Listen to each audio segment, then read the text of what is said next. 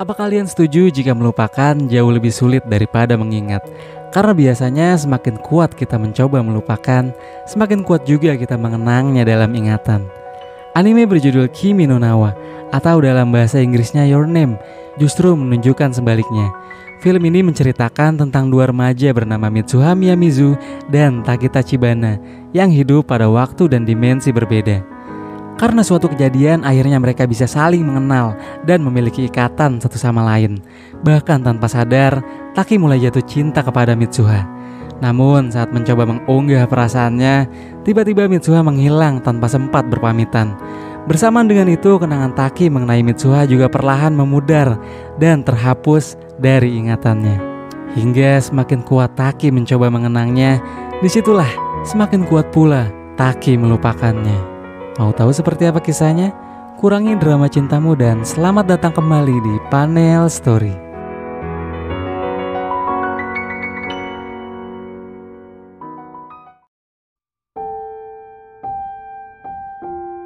Kisah ini dimulai ketika gadis bernama Mitsuha Miyamizu baru saja terbangun dari tidurnya setelah dia bermimpi bertemu seorang anak laki-laki yang tak dikenalinya. Mitsuha yang kaget langsung bertingkah aneh. Dia pun tambah terkejut saat menatap dirinya di depan cermin dan menemukan perubahan pada bagian tubuhnya. Hingga tingkah aneh yang tak biasa dari Mitsuha juga dirasakan oleh nenek dan adiknya. Setelah itu dia pun menjalani aktivitasnya di sekolah. Mitsuha sendiri adalah siswi sekolah menengah atas yang tinggal di desa Itomori, sebuah desa yang jauh dari keramaian pusat kota. Setelah ditinggal ibunya, ayahnya pun pergi meninggalkan kuil dan menjabat sebagai wali kota. Walaupun dirinya adalah putri dari wali kota Itomori, tapi dia memilih tinggal sebagai seorang gadis kuil bersama nenek dan adik perempuannya yang bernama Yotsuha. Keesokan harinya tayangan berita di TV melaporkan bahwa sebuah komet Tiamat yang mengorbit tiap 1200 tahun sekali akan melintas di langit bumi dalam beberapa hari ke depan. Mitsuha yang baru selesai sarapan kemudian kembali berangkat pergi ke sekolah. Di perjalanan ia disapa oleh kedua temannya yang bernama Teshi dan Sayaka. Mereka kemudian mengomentari penampilannya hari ini terlihat lebih rapih dengan rambut yang dikepang dan diikat. Berbeda dengan hari sebelumnya di mana dia terlihat acak-acakan. Mitsuha pun jadi bingung dengan maksud dari ucapan teman-temannya itu. Saat jam pelajaran di kelas, Mitsuha kembali heran setelah melihat catatan yang ada di buku miliknya. Ditambah saat dia merespon guru yang memanggil namanya, membuat gurunya itu senang karena hari ini Mitsuha sudah mengingat kembali namanya. Saat jam istirahat, Mitsuha yang penasaran dengan kejadian-kejadian ganjil tersebut kemudian bertanya kepada Sayaka dan Teshi, emangnya kemarin gue kenapa sih? Kok kalian pada aneh gitu? Mereka pun bilang bahwa memang hari sebelumnya tingkah Mitsuha di luar kebiasaan. Dari mulai dia tidak ingat namanya sendiri, bahkan sampai bangku tempat duduk dan lokernya sendiri dia lupa. Sepulang sekolah, Mitsuha yang pulang bersama Teshi dan Sayaka mengutarakan kebosanannya selama berada di desa Itomori dan ingin rasanya dia pindah ke Tokyo setelah menyelesaikan sekolahnya. Karena hidup di desa sangatlah boring, bahkan untuk kafe saja di sini tidak ada. Pada malam hari, Mitsuha dan Yotsuha sedang bersiap untuk sebuah ritual di kuil Shinto. Neneknya yang terlihat kesal menceritakan perilaku ayah Mitsuha yang meninggalkan status pendeta kuil untuk memilih terjun ke dunia politik. Sementara itu di lain tempat, ayah Mitsuha sendiri tidak menghadiri ritual yang dilakukan anak-anaknya dan lebih memilih menyibukkan diri dengan tim suksesnya dalam menyusun strategi kemenangan pada pemilihan wali kota berikutnya. Sebagai garis kuil, Mitsuha dan Yotsuha kemudian menjalani ritual yang disebut ritual Kuchikamisake, di mana dia harus memuntahkan sekepal nasi setelah dikunyah untuk difermentasi menjadi sake. Teman-teman Mitsuha yang datang melihat ritual yang dilakukannya merasa jijik dan hal itu membuat Mitsuha malu. Setelah selesai menjalani ritual, kemudian dia berteriak dengan kencang dan meminta agar di kehidupan berikutnya dia dijadikan sebagai anak kota dari Tokyo. Lalu entah bagaimana permohonannya itu akhirnya terkabul di pagi hari. Saat dia bangun dari tidurnya, dia sudah berada di kamar yang dia sendiri tidak tahu itu kamar siapa. Mitsuha pun akhirnya menyadari bahwa dia sedang berada di tubuh seorang anak laki-laki yang bernama Taki Tachibana. Merasa seperti mimpi bisa berada di kota Tokyo, Mitsuha sangat menikmati hari-harinya berada di dalam tubuh Taki. Namun di sekolah, teman-teman dekat Taki merasakan ada yang tak biasa dengan tingkah tumbennya. Taki jadi bersemangat dan kegirangan saat diajak temannya ke kafe. Di kafe, Mitsuha yang menjalani peran sebagai Taki terkejut melihat harga makanan di tempat itu begitu mahal. Tapi karena dia pikir ini adalah mimpi, dia pun memesannya. Tiba-tiba ada notif pesan masuk ke dalam ponsel Taki. Setelah membuka dan membacanya, Mitsuha panik saat tahu Taki sudah terlambat untuk masuk bekerja. Kemudian Mitsuha mencoba menanyakan kepada kedua teman Taki di mana tempat Taki bekerja sebenarnya. Sambil terheran-heran, temannya pun memberitahu tempat Taki bekerja. Taki sendiri sebenarnya menjalani pekerjaan sampingan sebagai pelayan di sebuah restoran Itali yang pekerjaannya saat ini dikerjakan oleh Mitsuha. Karena ini merupakan pertama kalinya bagi Mitsuha menjalani pekerjaan sebagai waiters, dia pun banyak menerima kritik atas kesalahan-kesalahan yang ia perbuat. Sampai akhirnya seorang pelanggan memberikan komplain berat kepada Mitsuha karena terdapat tusuk gigi di dalam pizza yang dipesannya. Mitsuha pun kewalahan menangani komplain tersebut. Kemudian seorang waiters yang lebih senior bernama Okudera datang menolongnya.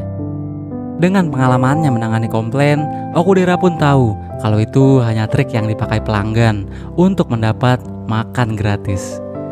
Kemudian pelanggan tadi dengan sengaja merobek rok yang dikenakan oleh Okudera. Mitsuha lalu menolongnya dengan menjahit rok milik Okudera dan akhirnya membuat Okudera tertarik dengan sifat kefeminiman Taki yang sebenarnya itu adalah Mitsuha. Di dalam kamar rumahnya, Mitsuha tak sengaja menemukan foto Okudera saat memeriksa HP milik Taki. Lalu dia pun menyangka bahwa Okudera yang tadi ada di tempat kerja adalah gebetan Taki. Kemudian Mitsuha membuat sebuah catatan mengenai yang dia alami pada hari itu, termasuk pujian yang Okudera berikan kepadanya. Dia juga menuliskan namanya sendiri, yaitu Mitsuha, pada telapak tangan sebelum dia tidur. Keesokan paginya, Taki pun sudah berada dalam kesadarannya sendiri. Ketika dia bangun dari tidur, dia menjadi heran saat melihat ada coretan bertuliskan nama Mitsuha pada telapak tangannya. Sama seperti yang dialami Mitsuha di awal film, Taki pun ternyata juga merasa aneh saat temannya di sekolah menganggap Taki tiba-tiba saja tidak normal kemarin. Begitupun dengan rekan kerja Taki yang jadi iri dengan kedekatan Taki bersama Okudera. Ditambah lagi Okudera mengedipkan mata kepada Taki di depan mereka. Di saat bersamaan, Mitsuha yang sudah kembali di tubuh aslinya juga menemukan coretan di tangannya, menanyakan siapa dirinya.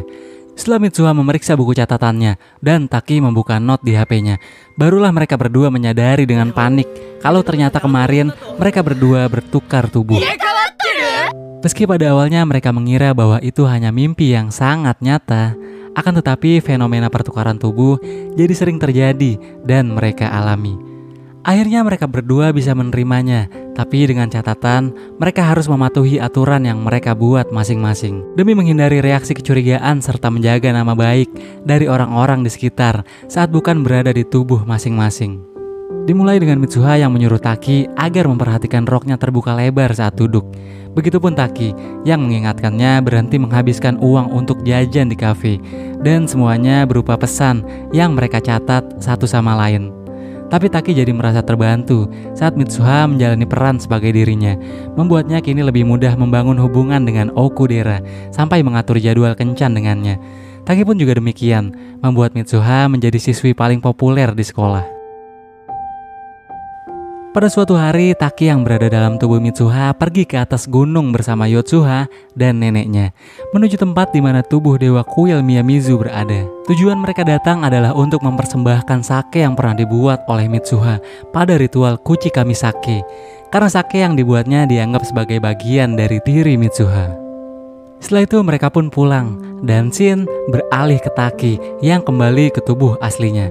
Taki mendapat pesan dari Okudera di ponselnya berupa janji untuk pergi berkencan, yang dimana itu biasa diatur oleh Mitsuha. Saat berkencan, Okudera melihat mood Taki yang tidak menikmati kencan tersebut, seperti ada seseorang yang dia pikirkan. Kemudian Okudera mencoba bertanya, "Lo mikirin siapa sih?"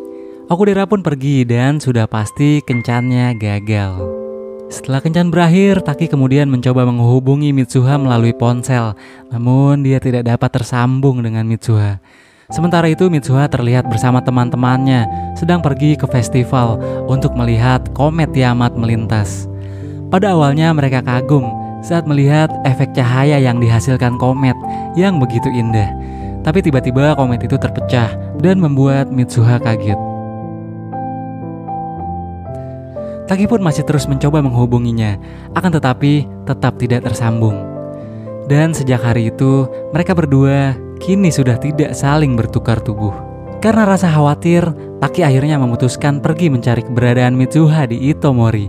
Dia pun mengajak kedua sahabatnya, yaitu Fuji dan Takagi, dengan mengatakan bahwa dia akan pergi menemui seseorang menggunakan kereta api. Namun karena Takagi tidak bisa ikut, Fuji akhirnya mengajak Okudera, dan sudah tentu membuat Taki jadi sedikit canggung.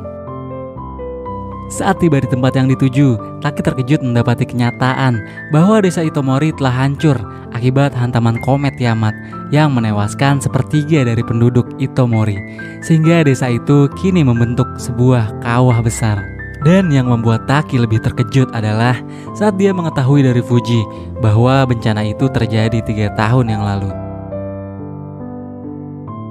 Fuji kemudian mencoba menanyakan kepada Taki, apakah benar di sini tempat dia akan menemui seseorang. Taki yang merasa dirinya tidak salah informasi kemudian mengeluarkan ponselnya untuk menunjukkan catatan yang sering dibuat Mitsuha. Tapi saat aplikasi catatan dibuka, tiba-tiba satu persatu catatan yang pernah dibuat Mitsuha menghilang. Tak mau berhenti sampai di situ, Taki lalu mencoba mencari informasi mengenai desa Itomori dari perpustakaan setempat. Dia pun kembali terkejut saat membaca catatan kejadian bencana Itomori 3 tahun silam, di mana dalam daftar korban yang tercatat, dia menemukan nama Teshi, Sayaka, dan juga Mitsuha Miyamizu. Dia pun tidak percaya bahwa Mitsuha yang sering bertukar tubuh dengannya adalah Mitsuha yang hidup 3 tahun yang lalu. Dan jika itu memang nyata, artinya bukan hanya jiwa Taki yang masuk ke tubuh Mitsuha, tapi juga dia berpindah waktu. Akhirnya Taki bersama Okudera dan Fuji memutuskan untuk menginap di penginapan Itomori. Ketika Okudera berbicara kepada Taki, dia memperhatikan gelang yang digunakan oleh Taki dan menanyakan dari mana Taki mendapatkan gelang anyaman itu. Lalu Taki mengatakan bahwa gelang yang dia gunakan adalah pemberian seseorang yang dia tidak ingat. Keesokan harinya Taki yang masih penasaran kemudian pergi sendirian menuju kuil Miyamizu untuk menemukan sake yang pernah dia bawa dan dia letakkan saat dia berada dalam tubuh Mitsuha ketika pergi bersama Yotsuha dan nenek. Sesampainya di sana, dia pun menemukan sake yang dianggap sebagai bagian dari diri Mitsuha selaku pembuat sake tersebut. Kemudian Taki meminumnya sambil berharap agar waktu dapat kembali. Dan entah bagaimana caranya bekerja, karena secara ajaib Taki akhirnya masuk ke dalam garis waktu 3 tahun yang lalu, tepatnya 1 hari sebelum bencana komet di Itomori. Dia pun terbangun kembali di waktu pagi dalam tubuh Mitsuha yang saat ini terlihat dengan penampilan rambut pendeknya. Nenek yang mulai curiga dengan tingkah Mitsuha belakangan ini akhirnya menyadari kalau yang ada di dalam tubuh Mitsuha bukanlah jiwa cucunya, melainkan jiwa milik orang lain. Nenek kemudian mengungkapkan bahwa pertukaran tubuh semacam ini sudah terjadi di keluarga mereka secara turun-temurun, dan setelah berakhir maka ingatan tentang pertukaran tubuh akan menghilang. Tak ingin menyia-nyiakan kesempatan yang dia dapat, Taki kemudian berencana menyelamatkan Itomori dan juga Mitsuha dari bencana. Dia pun bergegas ke sekolah untuk menemui orang yang dapat mempercayai ceritanya, yaitu teman dekat Mitsuha yang tak lain adalah Teshi dan Sayaka. Mereka bertiga kemudian mengatur rencana untuk melakukan langkah evakuasi dengan menetapkan sekolah mereka sebagai lokasi titik evakuasi. Setelah itu Taki pergi menemui wali kota Itomori yang juga ayah dari Mitsuha untuk meminta bantuan sambil berusaha meyakinkannya agar mengeluarkan pengumuman evakuasi darurat kepada penduduk Itomori. Sayangnya ayah Mitsuha tidak mau melakukannya dan menganggap itu adalah cerita konyol. Dengan perasaan putus asa, Taki lalu bertemu Yotsuha di tengah jalan dan kemudian menyuruhnya menjauh dari Itomori bersama nenek. Yotsuha jelas merasa heran kenapa tiba-tiba dia malah menyuruhnya untuk pergi. Karena di hari-hari sebelumnya Mitsuha sempat bilang kalau dirinya lah yang akan pergi, yang tak lain tujuannya adalah ke Tokyo. Dan itu memang benar. Sebelum memotong rambutnya saat ini, Mitsuha sempat pergi ke Tokyo untuk menemui Taki. Karena garis waktu mereka berbeda 3 tahun, akhirnya saat bertemu Taki di kereta, Taki pun belum kenal dengan Mitsuha. Karena Taki sendiri baru akan mengenal Mitsuha 3 tahun yang akan datang. Mitsuha pun akhirnya pulang setelah dirinya memberikan tali ikat rambut kepada Taki, yang saat ini digunakan Taki sebagai gelang. Kembali ke cerita, Taki kemudian teringat dengan tubuh aslinya yang berada di kuil, karena sudah pasti jiwa Mitsuha ada di dalamnya. Dia pun bergegas menuju puncak gunung dan berharap bisa bertemu Mitsuha. Sementara itu Mitsuha yang memang saat ini berada dalam tubuh Taki kemudian terbangun dan segera beranjak menuju puncak gunung. Dia pun terdiam melihat desa kelahirannya saat ini sudah lenyap akibat hantaman meteor. Taki pun tiba di puncak gunung tempat Mitsuha berada saat ini. Walaupun berada di tempat yang sama, tapi baik Taki maupun Mitsuha tidak saling bertemu karena terhalang garis waktu yang berbeda. Tapi mereka masih bisa merasakan keberadaan mereka satu sama lain tanpa bisa melihat. Hingga pada saat senja, keyakinan untuk bertemu akhirnya terwujud dengan adanya fenomena yang pada film ini disebut kata waredoki, atau bersatunya 2 dimensi sesaat sebelum matahari terbenam. Dengan jiwa yang kembali ke tubuh mereka masing-masing, akhirnya Mitsuha dan Taki bertemu untuk pertama kalinya. Taki kemudian menceritakan bahwa dirinya sedang merencanakan sesuatu bersama Sayaka dan Teshi. Setelah itu dia memberikan tali anyaman milik Mitsuha, lalu memintanya untuk saling menuliskan nama di telapak tangan. Ketika Mitsuha mencoba menuliskan namanya untuk Taki, kata waredoki sudah selesai, yang membuat Mitsuha tiba-tiba saja menghilang sebelum sempat berpamitan. Taki yang masih berusaha untuk mengingat nama Mitsuha yang belum sempat ia tulis, lalu mencoba menuliskannya sendiri di telapak tangannya. Akan tetapi ingatan Taki mengenai Mitsuha seketika terhapus dari kepalanya, yang membuat dia tidak dapat mengingat sedikit pun tentang Mitsuha. Sementara itu Mitsuha tidak benar-benar lenyap karena dia hanya kembali ke garis waktunya. Mitsuha yang mengingat perkataan Taki segera berlari menuju Sayaka dan Teshi untuk melanjutkan rencana Taki dalam menyelamatkan kota dari pecahan komet Tiamat. Rencana pun segera dimulai. Teshi meledakkan gardu listrik dan menyebabkan listrik di kota padam. Sementara Sayaka menyiarkan peringatan darurat kepada warga sekitar bahwa akan terjadi kebakaran besar akibat ledakan dari gardu listrik. Dia memerintahkan kepada warga untuk mengungsi ke SMA Itomori. Teshi kemudian meminta Mitsuha meyakinkan ayahnya untuk segera mengeluarkan perintah evakuasi besar-besaran kepada penduduk Itomori. Mitsuha pun segera berlari menuju balai kota sambil mengingat-ingat nama Taki yang hilang dari kepalanya. Mitsuha yang fokusnya terbagi membuat dirinya terjatuh. Kemudian dia menyadari tulisan di telapak tangannya yang sempat dibuat Taki sebelumnya. Tapi yang Taki tulis bukanlah namanya sendiri, melainkan tulisan "Aku menyukaimu".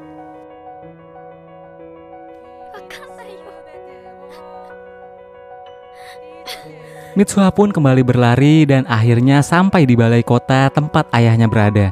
Dia kemudian meyakinkan ayahnya untuk segera mengeluarkan perintah evakuasi. Namun saat belum diketahui apakah Mitsuha berhasil atau tidak meyakinkan ayahnya, komet Tiamat sudah terlihat melintasi langit bumi dan pecah menjadi meteor yang mendarat tepat di Itomori hingga mengakibatkan kota itu hancur dalam satu hantaman. 5 tahun kemudian, Taki yang sudah lulus dari salah satu universitas di Tokyo kini terlihat sedang mencari pekerjaan.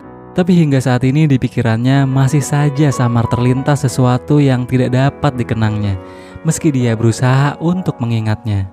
Dan entah kenapa dalam 5 tahun belakangan ini Taki selalu merasa tertarik dengan berita-berita lawas yang berkaitan dengan Itomori, di mana pernah ditayangkan serangkaian berita terkait meteor yang pernah jatuh di Itomori. Tapi entah bagaimana penduduk Itomori berhasil selamat dari insiden maut tersebut. Yang sudah pasti kalian bisa menebak kalau ternyata Mitsuha pada saat itu berhasil meyakinkan ayahnya untuk mengeluarkan perintah evakuasi besar-besaran dan akhirnya menyelamatkan sepertiga penduduk Itomori dari bencana tersebut. Kini Taki dan Mitsuha berada dalam garis waktu yang sama. Mereka menjalani kehidupan mereka masing-masing tanpa saling mengingat satu sama lain. Walaupun sepenuhnya ingatan Taki dan Mitsuha tentang peristiwa-peristiwa yang mereka alami bersama sudah hilang, namun ketika terbangun dari tidur, secara tak sadar mereka masih saling mengenang dan merasa ada yang mereka cari dalam diri mereka masing-masing. Hingga suatu ketika Taki dan Mitsuha sedang berada dalam kereta yang berbeda. Kebetulan kereta yang mereka tumpangi berpapasan, hingga mereka bisa saling memandang melalui pintu kereta. Dan entah kenapa secara spontan mereka langsung merasakan kalau perasaan mereka saling terhubung satu sama lain. Mereka pun bergegas turun dari kereta masing-masing dan saling mencari hingga akhirnya bisa bertemu di sebuah tangga. Tanpa sedikit pun ingatan tersisa, namun insting berkata dialah orangnya. Akhirnya dengan malu-malu mereka saling bertanya nama masing-masing.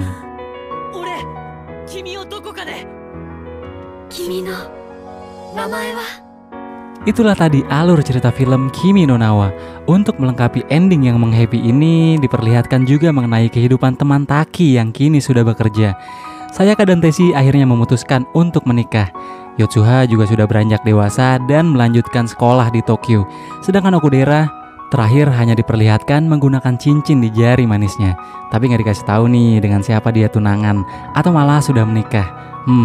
Kira-kira siapa ya yang akan jadi teman hidupnya? Terima kasih untuk kalian yang sudah menonton video ini. Sampai ketemu lagi di video selanjutnya. Sayonara.